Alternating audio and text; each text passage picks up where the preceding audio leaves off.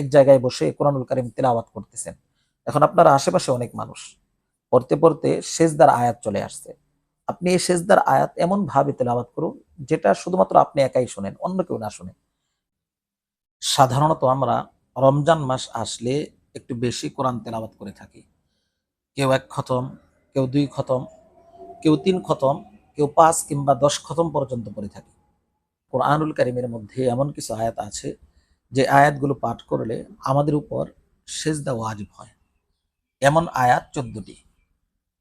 সম্মানিত সুধী, আজকে আমি তেলাওয়াতে সেজদার পরিপূর্ণ মাসআলা বর্ণনা করব। প্রথম কথা হলো, আপনি কোরআন তেলাওয়াত করতেছেন। তেলাওয়াত করতে করতে সেজদার আয়াত আসছে আর আপনি সেটা তেলাওয়াত করছেন। আপনি এখন কোরআন বন্ধ করুন, বন্ধ করে বসা অবস্থা থেকেই আল্লাহু আকবার বলে সেজদায় চলে যান। সেজদায় গিয়ে সেজদার তাসবিহ সুবহান রাব্বিয়াল আলা ৩ বার, ৫ বার কিংবা ৭ বার পাঠ করুন।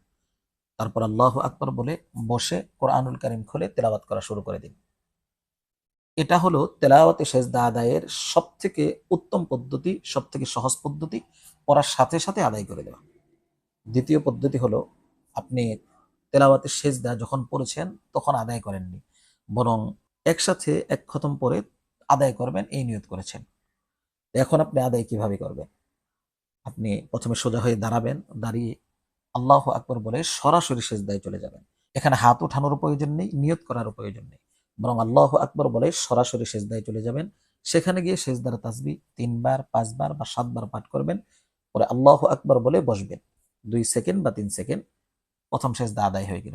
এভাবে দ্বিতীয় সেজদা আদায় করবেন, তৃতীয় সেজদা, এভাবে যে কয়টা বাকি আছে সেগুলো আদায় করবেন। সম্মানিত সুধী, যদি এমন হলো যে আপনি জানেন না কোরআনুল কারীমের মধ্যে তেলাওয়াতের সেজদা ছিল, কিন্তু আজকে আমার এই ভিডিও দেখার পর এখন আপনি জানেন যে কোরআনুল কারীমের মধ্যে তেলাওয়াতের সেজদা আছে, এই আয়াত পাঠ করলে সেজদা দিতে হয়। তো এখন আপনি কিভাবে আদায় করবেন? আপনি একটা অনুমান করবেন কয় খতম কোরআন পড়েছেন এখন পর্যন্ত। যদি মনে করেন ১০ খতম পড়েছেন, তাহলে ১০ দিয়ে ১৪ দিয়ে ভাগ দেন, ১৪০টা আসবে। তো এখন আপনি ১৪০টা সেজদা আদায় করেন। বেশি আদায় করলেও কোনো সমস্যা নেই।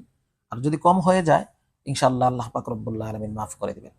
তেলাওয়াতে সেজদার আরো কয়েকটি মাসআলা আছে। যেমন, আপনি এক জায়গায় বসে কোরআনুল কারীম তেলাওয়াত করতেছেন। এখন আপনার আশেপাশে অনেক মানুষ পড়তে পড়তে সেজদার আয়াত চলে আসছে। আপনি এই সেজদার আয়াত এমন ভাবে তেলাওয়াত করুন যেটা শুধুমাত্র আপনি একাই শোনেন, অন্য কেউ না শুনে। কারণ সেজদা যেমনি ভাবে পাঠকারীর উপর ওয়াজিব, তেমনি ভাবে তেলাওয়াতের সেজদা শ্রবণকারীর উপর ওয়াজিব হয়ে যায়। সম্মানিত সুধী, আপনি এক জায়গায় বসে সেজদার যদি একই আয়াত বারবার তেলাওয়াত করেন, তাহলে আপনার উপর একটা সেজদাই ওয়াজিব হবে।